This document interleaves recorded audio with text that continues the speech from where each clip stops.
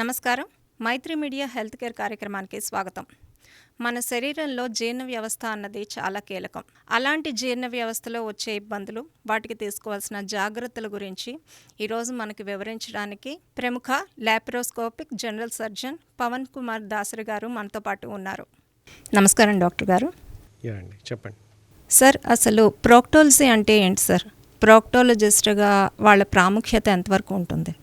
Any general surgeon can be a proctologist అండి. ఇప్పుడు general surgeons అందరూ ఎక్స్టెన్సివ్గా ప్రాక్టాలజీ అనేది స్టడీ చేస్తారు. ఓకే. జనరల్ సర్జరీలో ఇట్స్ ఏ పార్ట్. ప్రాక్టాలజీ అంటే mostly all the bottom cases వస్తాయి మనకి. మలద్వారం చుట్టూ ఉన్న all the diseases come under proctology. ఆ బ్రాడ్ స్పెక్ట్రమ్ అంతా ఒక్క సింగిల్ టర్మ్లో చెప్పాలి అంటే దాన్ని ప్రాక్టాలజీ అని అంటాం. మలద్వారం చుట్టుపక్కల ఉండే ప్రాబ్లమ్స్ అన్నీ. అది ప్రాక్టాలజీ అంటే. జనరల్ సర్జన్సే ప్రాక్టాలజిస్ట్స్ అవుతారు వెన్ దే స్టడీ ఎక్స్టెన్సివ్లీ. ఇదంతా స్టడీ చేశాక వాళ్ళనే ప్రాక్టాలజిస్ట్ అని అంటారు. సార్, యానల్ ఫిషర్ అంటే ఏంటి? దాన్ని ఎలా నివారిస్తారు? కొంతమంది ఈవెన్ చిన్నపిల్లల నుంచి పెద్దవాళ్ళ వరకు మనం ఫిషర్స్ అనేవి చూస్తున్నాం కామన్గానే. ఈ ఫిషర్ అనేది ఏంటి అంటే it's a kind of crack అన్నమాట. మలద్వారం దగ్గర మోషన్ అనేది కొంతమందికి ఫ్రీగా అవ్వక, ఈజీగా పాస్ అవ్వక చిన్న చిట్టిల్డం లాంటివి జరుగుతూ ఉంటాయి. దాన్ని ఫిషర్ అని అంటారు. దీనికి కారణం కాన్స్టిపేషన్ అవ్వచ్చు. మలబద్ధకం అనేది కామన్గా ఉంటుంది చాలామందికి. అది ఒక కారణం అవ్వచ్చు. ఈవెన్ దెన్ ఎక్కువ డయేరియాస్ వచ్చినా సరే కొంతమందికి ఈ చిట్టిల్డం అనేది జరిగే అవకాశం ఉంటుంది. దీన్నే ఫిషర్ అంటారు. ఇది ఒక ట్రీటబుల్ కాజ్ అండి. అక్యూట్ ఫిషర్ అంటే ఫస్ట్ టైం మనకి ఎవరైనా పేషెంట్ వచ్చి ఇలా ప్రాబ్లం ప్రజెంట్ చేస్తున్నారంటే చాలాసార్లు రిలాక్సింగ్ ఆయింట్మెంట్స్ ఉన్నాయి, దాంతో మేనేజ్ చేయొచ్చు. ఎవరికైతే క్రానిక్గా ఇబ్బంది పడుతున్నారో, లేదా ఒక వాష్రూమ్లో కూర్చొని నాకు మోషన్ అయ్యాక చాలా పెయిన్ వస్తుంది, లేదా అసలు మోషన్కి వెళ్ళడానికి భయం వేస్తుంది ఈ చిట్లిపోవడం వల్ల అనే ప్రాబ్లం ఉంటే డెఫినెట్లీ దానికి సర్జరీ అయితే పడుతుందండి. మరి ఫిస్టులా అంటే ఏంటి సార్? దానికి ఏమైనా మళ్ళీ ఉంటాయా వేరేగాను? అండి, ఈ ఫిస్టులా ప్రాబ్లమే it's a big problem actually. ఎందుకు అంటే దీని అండర్స్టాండింగ్ అనేది చాలా తక్కువ ఉంది జనాల్లో. మలద్వార సమస్యలు అనేవి ఈ స్పెక్ట్రంలో ఫిస్టులా అనేది స్టార్ట్ అయ్యేది చీముతో స్టార్ట్ అవుతుందండి. ఇది ఒక పెరియానల్ యాబ్సెస్ అంటాం. పెరియానల్ యాబ్సెస్ అంటే మలద్వారం చుట్టూ వచ్చే చీము. సో ఆ చీమ్ అనేది కింద మనకి యానల్ స్పింక్టర్స్ అని ఉంటాయి. ఆ స్పింక్టర్స్ ఇంటర్నల్, ఎక్స్టర్నల్ స్పింక్టర్ అని, ఇస్క్యోరెక్టల్ ప్యాడ్ ఆఫ్ ఫ్యాట్ అని ఇన్ని ఆర్గాన్స్ ఉంటాయి అన్నమాట కింద. ఇప్పుడు ఏంటంటే ఈ చీమ్ అనేది ఎక్కడైనా మొదలవ్వచ్చు. ఈ చీము ఎక్కడైనా మొదలై ఇష్టం వచ్చినట్టు అది స్ప్రెడ్ అయ్యే ఛాన్సెస్ ఉంటాయండి. ఒక్కొక్కరికి ఒక్కొక్కలాగా. ఇట్స్ లైక్ ఒక ఫిస్టులా అనేది మనిషికి ఒకలా ఉంటుంది. ఒకరికి వచ్చినట్టు ఇంకొకరికి ఉండదు. ఇప్పుడు ఫిషర్స్ కాస్త సిమిలర్గా అయినా ఉంటాయి. ఫిస్టులా అనేది ప్యూర్లీ ఒక పర్సన్కి వచ్చినట్టు ఇంకొక పర్సన్కి రాదు. Each one is different. ఆ పర్సన్కి ఒకలా వస్తే ఈ పర్సన్కి ఇంకోలా వస్తుంది. దాని తాలూకు ఆరిజిన్ కూడా ఒక చీముతో స్టార్ట్ అయ్యి ఎవరైనా నెగ్లెక్ట్ చేస్తే, వెంటనే ట్రీట్మెంట్ తీసుకోకపోతే, లేదా అవగాహన లేని వాళ్ళతో ట్రీట్మెంట్ తీసుకుంటే ఈ ఫిస్టులా అనేది ఒక చీము నుంచి మొదలై ఒక ఫుల్ ఫ్లెడ్జ్డ్ ఫిస్ట్ లాగా వచ్చే ఛాన్స్ ఉందండి. పెరియానల్ యాబ్సెస్సే నెగ్లెక్ట్ చేస్తే ఇట్ కెన్ కాజ్ ఫిస్టులా. కొన్నిసార్లు ట్రీట్ చేయించుకున్నా ఇది వచ్చే అవకాశం ఉంటుంది. ఈ ఫిస్టులా అనేది ఒక మొండి మరక లాంటిది అనుకోవచ్చు మీరు. అంటే మళ్ళీ రిపీట్ అయ్యే ఛాన్స్ ఉంటుంది. దీని గురించి అండర్స్టాండింగ్ అనేది లాస్ట్ 5-6 ఇయర్స్లో బాగా పెరిగిందండి. దీని గురించి ఎక్స్టెన్సివ్గా స్టడీ చేసి ప్రాక్టాలజిస్టులు అందరూ సమిట్స్ పెట్టుకొని, మీటింగ్స్ పెట్టుకొని, కాన్ఫరెన్సులు జరిపి ఎక్స్టెన్సివ్గా డిస్కస్ చేసి ఒక ట్రీట్మెంట్ ప్రాసెస్ అనేది తీసుకొచ్చారు దీనికి. సో ఈ ఫిస్టులా ఒక్కటి మాత్రం it's like a nightmare అనుకోవచ్చు. ఎందుకంటే ఇవాళ ట్రీట్ చేస్తారు, ఫ్యూ మంత్స్ బాగానే ఉంటాడు పేషెంట్, మళ్ళీ నాకు చిన్న చీమ్ స్టార్ట్ అయిందండి అనే ఇలా ఉంటుందంట సినారియో. దీనికి ట్రీట్మెంట్ ఉంది, but even with best hands కూడా కొన్నిసార్లు ప్రాపర్ రిజల్ట్స్ రాని సందర్భాలు ఉన్నాయి. ఓకే. మరి పెర్మనెంట్‌గా క్యూర్ అవుతుందా సార్? పెర్మనెంట్‌గా క్యూర్ అవ్వడం in the sense extent of disease బట్టి కొంత డిపెండ్ అవుతదండి. బాగా like very low anal fistulas ఉంటాయి. హై ఫిస్టులాస్ కూడా ఉంటాయి. ఈ హై ఫిస్టులాస్ అనేది యాక్సెస్ అనేది కొంచెం కష్టం అనమాట ఎవరికైనా సరే. డిఫికల్టీ లెవెల్ అనేది ఈ ఆపరేషన్‌కి వచ్చేసరికి అందరు సర్జన్స్‌కి సేమే. ఒకరికి ఒకలాగా డిఫికల్టీ, ఇంకొకరికి ఇంకోలాగానే ఉండదు. సో, ఆ యాక్సెస్ చేయలేని ఫిస్టులాస్‌కి ఇప్పుడు రీసెంట్‌గా మనం లేజర్స్ అవి వాడుతున్నాం. వాఫ్ట్ స్కోప్ అని ఒక స్కోప్ ఉంది. అది కూడా వాడుతున్నాం. రకరకాల ప్రయత్నాలు చేసి ఫిస్టులా అనేది బెస్ట్ రిజల్ట్స్ తేడానికి ప్రయత్నిస్తున్నారు. ఇది పేషెంట్ అనేవాడు అర్థం చేసుకోవడానికి కొంచెం కష్టం అవుతుంది. ఎందుకు అంటే వాళ్ళందరికీ బాటంలో ఏ ప్రాబ్లమ్ వచ్చినా పైల్స్ అనే అనుకుంటారు. పైల్స్ ఆపరేషన్ అని వెళ్ళాం, చీమ్ కారేస్తుంది. లేదా చీమ్ ఉందని వెళ్ళాం, తగ్గించలేకపోయారు డాక్టర్ గారు అని అనుకుంటారు. దీని అండర్స్టాండింగే లాస్ట్ 4-5 ఇయర్స్‌లో వచ్చింది. ప్రాపర్ బుక్స్ కూడా మనకి వచ్చి ఒక 4-5 ఇయర్స్ అయింది అంతే. సో, ఈ ఫిస్టులా ప్రాబ్లమ్ అనేది మాత్రం కొంచెం కాన్సెప్ట్‌తో ట్యాకిల్ చేయాల్సిన ప్రాబ్లమ్. అంటే ఇంకా ప్రజల్లో అవగాహన ఎక్కువగా తీసుకురావాల్సిన అవసరం ఉంది. వాళ్ళు డాక్టర్‌ని అర్థం చేసుకోవాలి యాక్చువల్లీ ఈ డిసీజ్ పరంగా మాత్రం. కేవలం ఈ ఫిస్టులా పరంగా మాత్రం. ఎందుకు అంటే వాళ్ళ సైడ్ వాళ్ళు ఓకే. ఒక జబ్బు వచ్చిందంటే వాళ్ళు తగ్గాలనేసి హాస్పిటల్‌కి వస్తారు. కానీ ఈ డిసీజ్‌కి ఎక్కువ గ్యారంటీ అనేది సర్జన్స్ కూడా ఎక్కువ ఇయ్యలేరు. ఎందుకంటే బెస్ట్ హ్యాండ్స్‌లోనే రికరెన్స్‌లు వస్తున్నాయి. దీని అండర్స్టాండింగ్ అనేది ఇప్పుడిప్పుడే డెవలప్ అవుతుంది. డెఫినెట్లీ రిజల్ట్స్ అనేవి ఇంప్రూవ్ అయ్యే అవుతాయి. విత్ లేజర్‌గా కూడా కొలాబరేట్ చేసుకుంటే ట్రీట్మెంట్‌లో లేజర్ కూడా మోర్ హెల్ప్‌ఫుల్.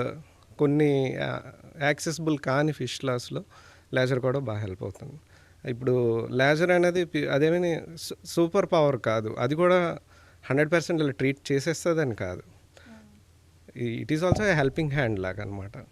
మనం ఏ ఏరియాస్ అయితే యాక్సెస్ చేయలేమో అంత పై వరకు లేజర్ పెట్టి హ్యాండిల్ చేయడానికి ప్రయత్నాలు జరుగుతున్నాయి. బట్ రిజల్ట్స్ అనేవి మాత్రం ఓకే. కొంతమందికి చాలా బాగా బెస్ట్ రెస్పాన్సెస్ వస్తున్నాయి. కొంతమందికి రికరెన్స్ వచ్చే ఛాన్స్ ఉంటుంది. కొంతమందికి శరీరాన్ని బట్టి కూడా ఉంటుంది కదా సార్. యా అండి. అంటే ఎందుకంటే తగ్గడం తగ్గకపోవడం అన్నది కూడా వాళ్ళ శరీరాన్ని బట్టి కూడా ఉంటుంది కదా. యా అండి. ఇప్పుడు ఒకటే ఫిష్లా ఫీమేల్స్లో అయితే కాంప్లెక్స్ అయిపోవచ్చు. మేల్స్లో అయితే ఒక సపోజ్ ఫిష్లలో కూడా టైప్స్ ఉన్నాయి. యాంటీరియర్ ఫిష్లా అంటాం. ఇప్పుడు యాంటీరియర్ ఫిష్లో మేల్లో అయితే కాంప్లెక్స్ కాదు, ఫీమేల్లో అయితే ఇట్స్ ఏ కాంప్లెక్స్ డిసీజ్. అలాగా డిఫరెన్సెస్ ఉంటాయి.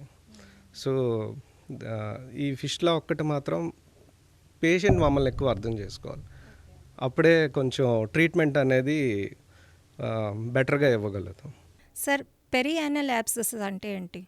పెరియానల్ యాబ్సెస్ ఈజ్ లైక్ ఒక ముడ్డి దగ్గర చీము పట్టడం. బేసిక్గా మలద్వారం దగ్గర చీము పట్టడం అనేది మనం పెరియానల్ యాబ్సెస్ అంటాం. కానీ ఇందులో కూడా ఒక 4-5 వెరైటీలు ఉన్నాయండి. సబ్మ్యూకస్ యాబ్సెస్ అంటాం, అంటే బాగా పైన.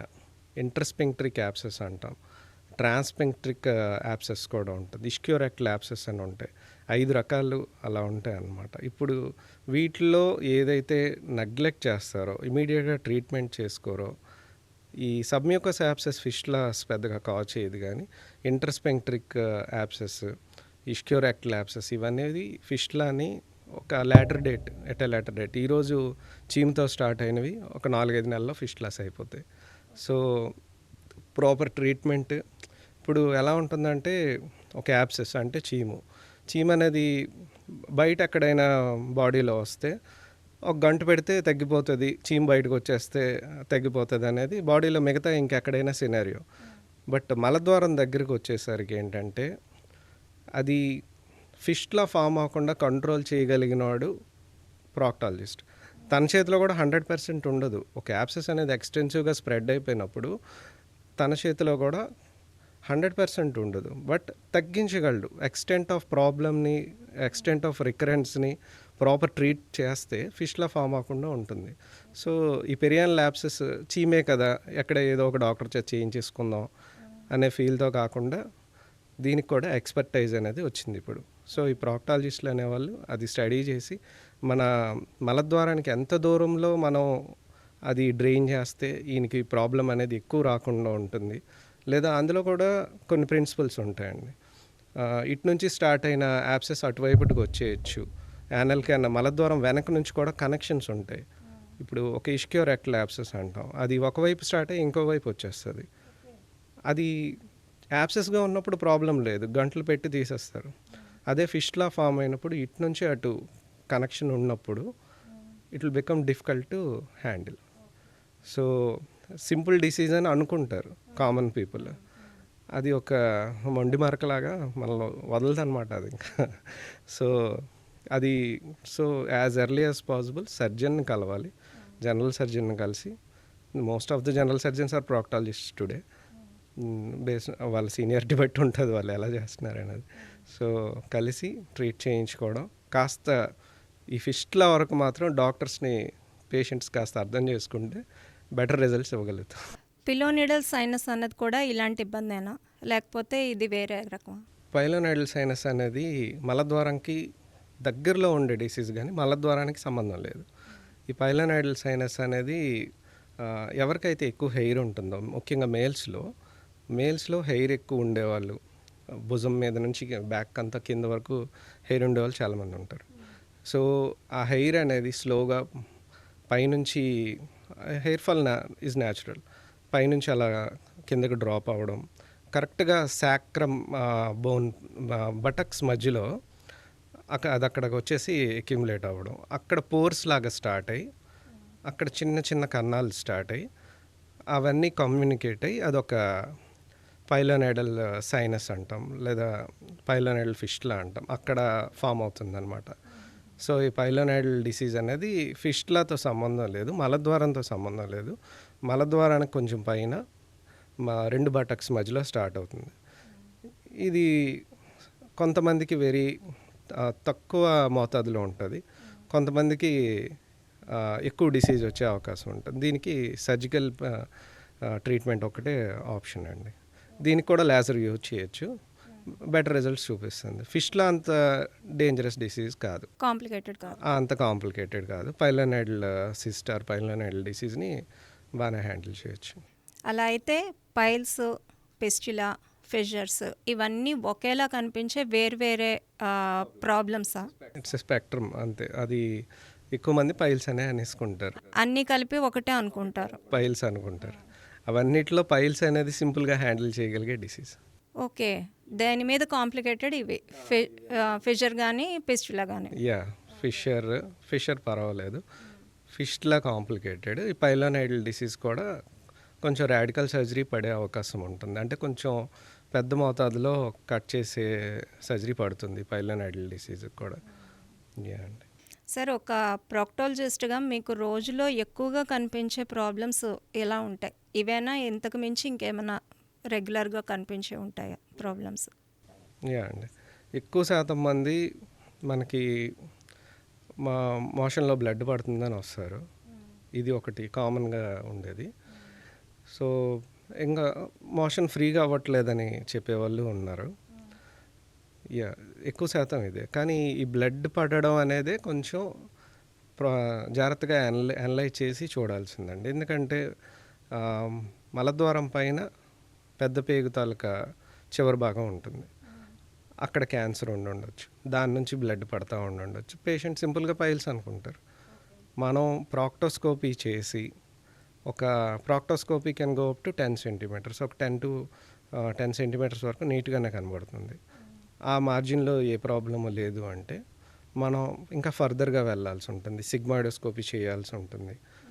అది ఇంకొంచెం పై వరకు చూడొచ్చు సిగ్మాయిడోస్కోపీలో. ఆ తర్వాత ఇంకా డౌట్ ఉంది అంటే కొలనోస్కోపీ కూడా చేయాలి, పెద్ద పేగు మొత్తం చూడటం, కెమెరా పెట్టి చూడడం. సింపుల్ కొలనోస్కోపీ అంటే కెమెరా పెట్టి పెద్ద పేగు మొత్తం చూడటం.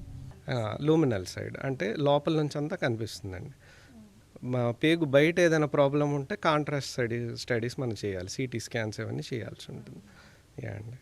ప్రాక్టాలజీకి సంబంధించి ఇంకా కొత్త విధానాలు ఏమైనా అందుబాటులోకి వస్తున్నాయా? అంటే టెక్నాలజీ పరంగా ఇప్పుడు అప్డేట్ అవుతున్నాం కదా, చాలామంది నొప్పి భరించలేక కూడా చాలామంది ట్రీట్మెంట్స్ తీసుకోవట్లేదు, అంటే ముందు రావడానికే భయపడతారనమాట. సో ఇందులో ఏమైనా అప్డేటెడ్గా మనకి ఏమైనా ఉన్నాయా? ఇప్పుడు ప్రాక్టాలజీకి సంబంధించి వేరియస్ ట్రీట్మెంట్స్ మనకి ఇప్పుడు అందుబాటులోకి వస్తున్నాయి.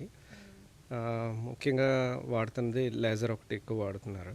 Laser treatments definitely surgical principles కరెక్ట్గా ఫాలో అయితే లేజర్ కూడా హెల్ప్ఫుల్ అండి. ఎందుకంటే it's not about machine.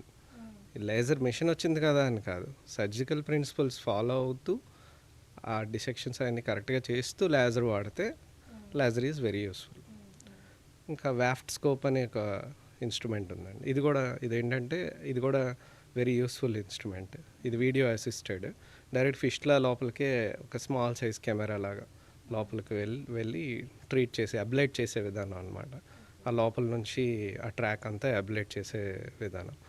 Mostly a instrument anything new వచ్చింది అంటే ఎక్కువ శాతం ఫిష్ల కోసమే కనిపెడతారు. మిగతావన్నీ వెరీ ట్రీటబుల్. ఈ సేమ్ ఇప్పుడు లేజర్ అనేది పైల్స్కి కూడా వాడుతున్నారు. But haemorrhoids or piles can be managed with a open surgery very well. Otherwise కొన్ని అదర్ న్యూ ఇన్స్ట్రుమెంట్స్ కూడా ఉన్నాయండి. ఇప్పుడు స్టేప్లర్ అని వాడుతున్నారు. సో పైల్స్ స్టేప్లర్ పద్ధతిలో కూడా హ్యాండిల్ చేయొచ్చు. But most of the focus ఫిష్ల మీద ఉంటుంది. సపోజ్ ఫిక్సేషన్ డివైస్ అని రీసెంట్గా ఒకటి కనిపెట్టారు. అది ఫిష్ల ట్రాక్ని లోపల నుంచి కోర్ చేసుకుంటా తీసేస్తుంది. సో ఇలా వాఫ్ట్ అని, లేజర్ అని, ఫిక్సేషన్ డివైజెస్ అని ఇలాంటి రీసెంట్వన్నీ వస్తున్నాయండి మార్కెట్లోకి. They are useful also. అవి కూడా ఒక పద్ధతిగా ఒక సర్జరీ ఎలా చేయాలో అని ముందే ఒక ఫ్రేమ్తో చేస్తున్న డివైజెస్. కేవలం డివైస్ డిపెండెంట్ కాదు, సర్జన్ డిపెండెంట్. అది నేను అంటాను. యా, ఇది కాక పేషెంట్ తీసుకోవాల్సిన జాగ్రత్తలు ఏవైతే ఉన్నాయో తీసుకోవాలి. యా అండి, అవి తీసుకుంటే ఏదైనా సక్సెస్ అవుతుంది. అది ఆబ్వియస్ అండి. అసలు ఇలాంటి ఇబ్బందులే రాకుండా పేగుల్ని ఎలా జాగ్రత్తగా ఉంచుకోవాలి, క్లీన్గా ఎలాంటి ఆహార పదార్థాలు తీసుకోవాలి, ఎక్కువ పీచు పదార్థాలు అవి తినమంటారు కదా, అలాగా ఏ రకమైన హెల్తీగా ఒక లైఫ్ స్టైల్ అన్నది చేయాలి? ఎవరైనా బ్యాలెన్స్డ్ డైట్ తీసుకోమని చెప్తారండి. సో అది ఇంపార్టెంట్. ఈ ప్రాబ్లమ్స్ ఉండేవాళ్ళు, కాన్స్టిపేషన్ ఉండేవాళ్ళు డైటరీ ఫైబర్ ఎక్కువ తీసుకుంటే యూస్ఫుల్ అని చెప్తారు. డైటరీ ఫైబర్ ఇప్పుడు సపోజ్ కూరగాయల విషయానికి వస్తే తోటకూర టైప్ వెరీ యూస్ఫుల్ అండి. కానీ ఈ డైటరీ ఫైబర్ రెస్పాన్స్ రావడానికి కూడా ఈవెన్ ఫార్ములా డైటరీ ఫైబర్ వాడినా డబ్బాల్లో అమ్ముతున్నారు. క్రెమాడైట్ అని రకరకాల కంపెనీస్ ఉన్నాయి. అవి కూడా రెస్పాన్స్ రావడానికి it will take 15 to 30 days minimum. So ఈరోజు నేను డైటరీ ఫైబర్ వేసుకున్నాను కదా, రేపు ఏంటి మోషన్ ఫ్రీగా అవ్వట్లేదని అనుకోకూడదు. అది బాడీకి అలవాటే రెస్పాన్స్ రావడానికి కూడా it is taking time.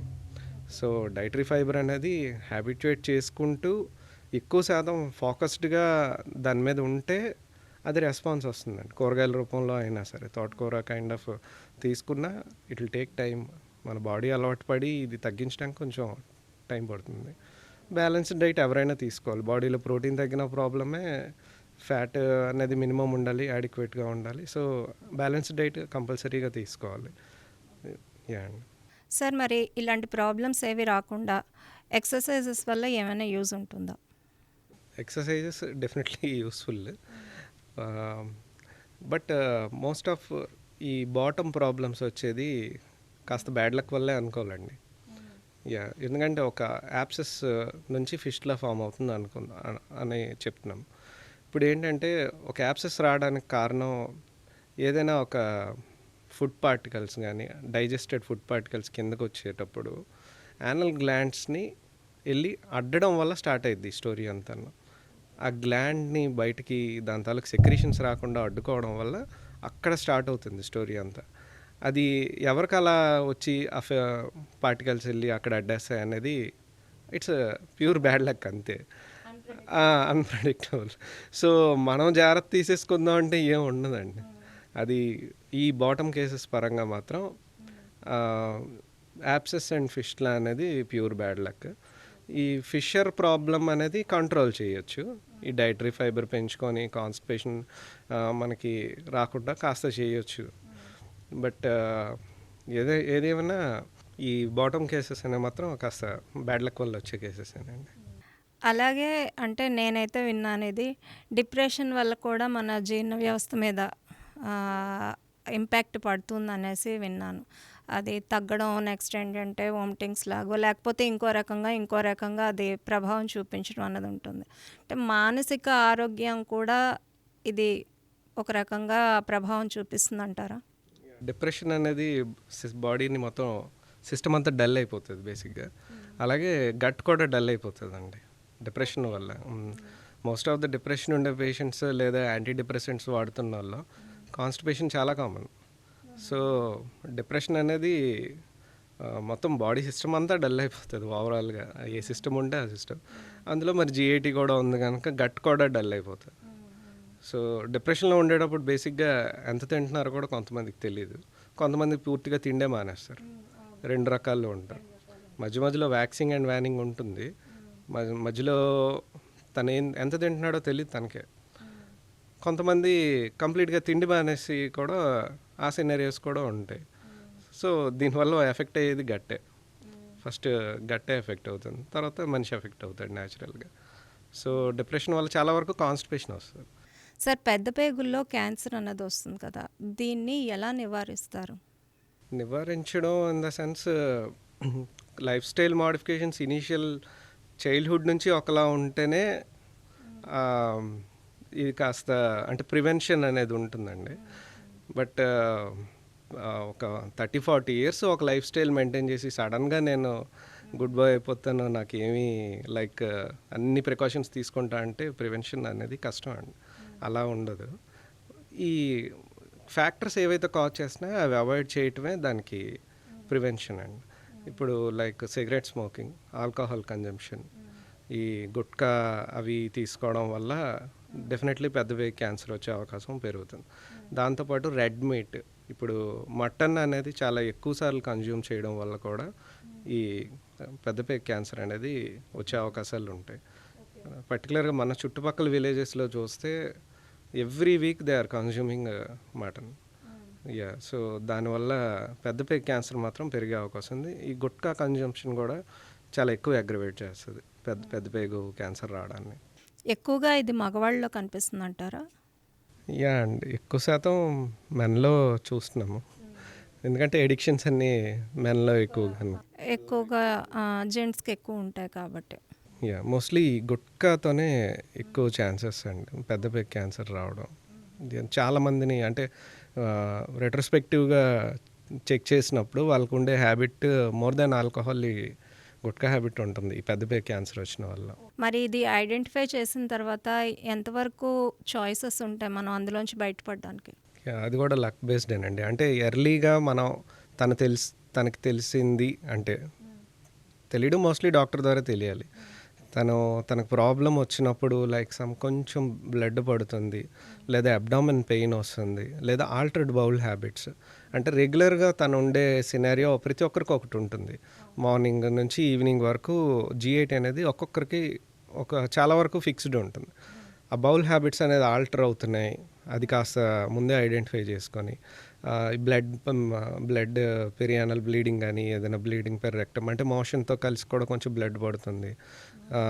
So ఇది ఐడెంటిఫై చేసుకొని ఎర్లీగా డాక్టర్ని కన్సల్ట్ చేస్తే బేసిక్ టెస్ట్స్ ఉంటాయండి.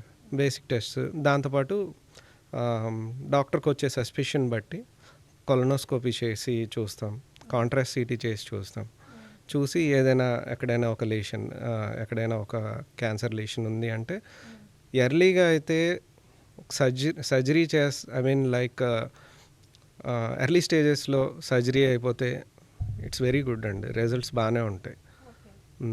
అది స్ప్రెడ్ అయ్యే కొలది లేదా ముదిరే కొలది దానికి ఇంకా స్టేజ్ దాట్ అంతేనండి. 3rd and 4th స్టేజ్కి వెళ్ళింది అంటే మరి ఇంకా అక్కడ నుంచి ఆప్షన్స్ తగ్గిపోతుంది. ఇప్పుడు మీరు అన్నారు కదా సార్ కొలనోస్కోపీ టెస్ట్ అని, ఇది ఏ వయసు వరకు చేయించుకోవచ్చు? ఏజ్ లిమిట్ ఏమైనా ఉంటుందా?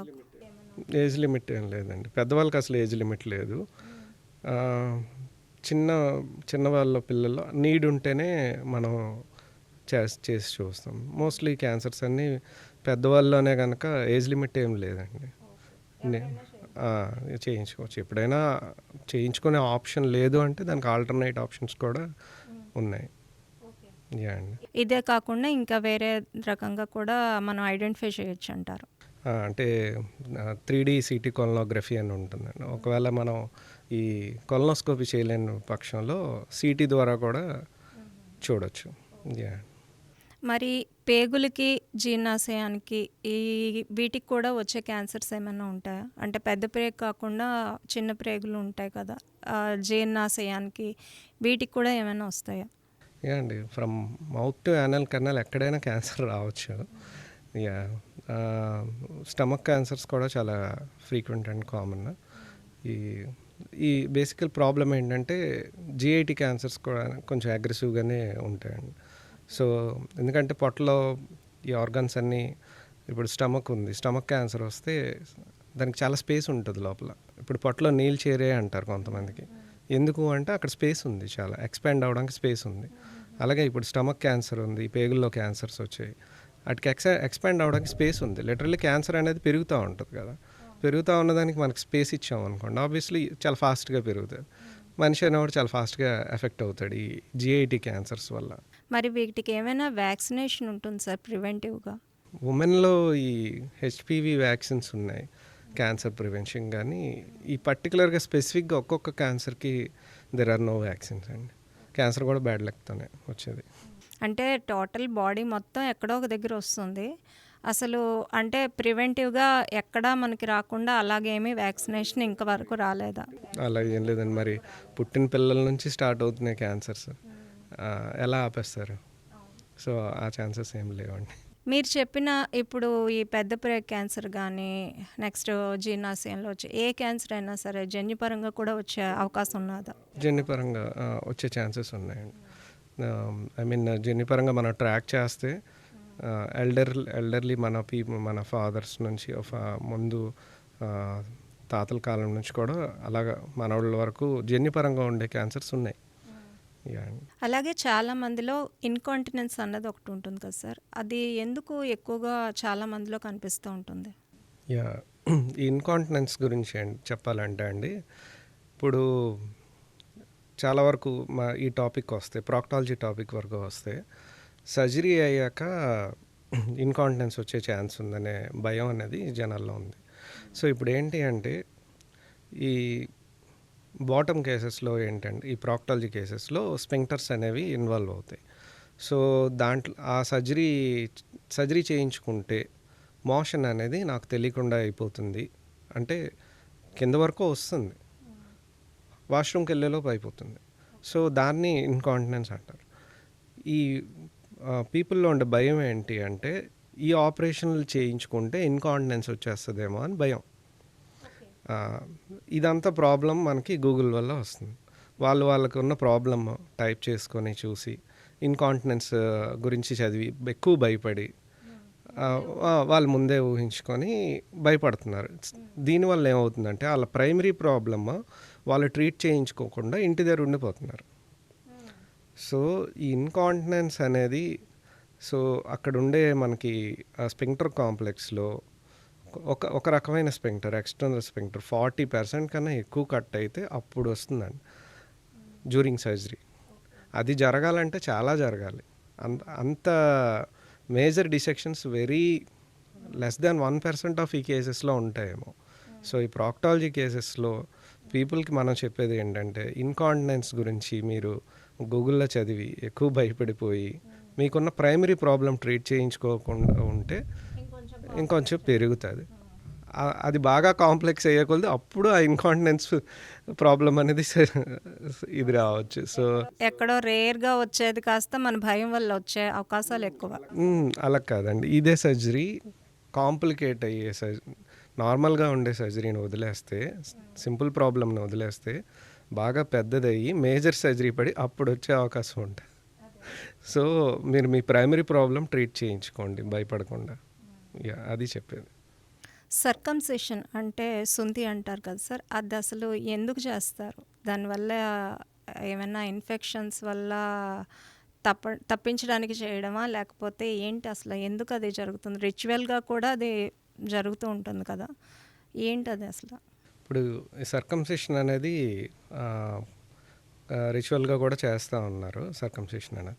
ఇది నార్మల్గా మేము చేసేది దీనికి అంటే చాలా వరకు మాకు వచ్చే కంప్లైంట్స్ స్కిన్ అనేది క్లోజ్ అయిపోతుంది. స్కిన్ అనేది పాస్కి వెళ్ళే దారిలో మనకు ఉండే స్కిన్ అది క్లోజ్ అయిపోయి దగ్గరికి వచ్చేసి పాస్ పోసేటప్పుడు అంటే లైక్ బెలూనింగ్ అయిపోతుంది అనమాట. So it can cause recurrent infections. దానివల్ల ఇన్ఫెక్షన్స్ కూడా హార్బర్ అయ్యే అవకాశం ఉంది. అది అలా ఎక్కువ కాలం వదిలేస్తే ఆ స్కిన్ గట్టిపడి తర్వాత సర్జరీకి కూడా డిఫికల్ట్ అవుతుంది. సో ఈ స్కిన్ అనేది ఎవరికైతే ప్రాబ్లం క్రియేట్ చేస్తుందో, ఎవరికైతే స్కిన్ దగ్గరికి వచ్చేస్తుందో వాళ్ళకి మాత్రం సర్జరీ పడుతుందండి. కాకపోతే ఈ స్కిన్ రిమూవల్ కూడా ఇది ఒక టెక్నిక్తో చేయాల్సిన సర్జరీ అండి. ఎందుకంటే చిన్నపిల్లలలో కూడా చాలామందికి చేస్తున్నాం సర్కంసిషన్, స్కిన్ దగ్గరకు వచ్చేస్తుంది. వాళ్ళు చిన్నపిల్లలు, వాళ్ళకి ఆ ఏజ్లో ఆ సర్జరీ తాలూకు ఇంపార్టెన్స్ తెలియదు. ఫ్యూచర్లో సెక్షువల్ లైఫ్ ఇబ్బంది అవ్వకుండా ఒక టెక్నిక్తో జాగ్రత్తగా చేయాల్సిన సర్జరీ అది. సో సర్కంసిషన్ అనేది లైక్ ఒక గుడ్ సర్జన్ దగ్గర చేయించుకోవడం చాలా ఇంపార్టెంట్. అది ఓవరాల్గా చెప్పేది. సరే, ఇంతవరకు జీర్ణ వ్యవస్థకి, పేగులకి సంబంధించి వచ్చే సమస్యల్ని, వాటి నివారణ చికిత్సల్ని చాలా బాగా చక్కగా వివరించారు. ధన్యవాదాలు సార్. థ్యాంక్ యూ అండి. విన్నారు కదా, డాక్టర్ గారు ఇచ్చిన సలహాలు సూచనల్ని పాటిస్తూ మీరు కూడా జాగ్రత్తలన్నీ తీసుకుంటూ హెల్తీగా ఉంటారని కోరుకుంటూ మళ్ళీ వచ్చే వారం ఇంకో హెల్త్ టాపిక్తో మళ్ళీ కలుద్దాం. నమస్కారం.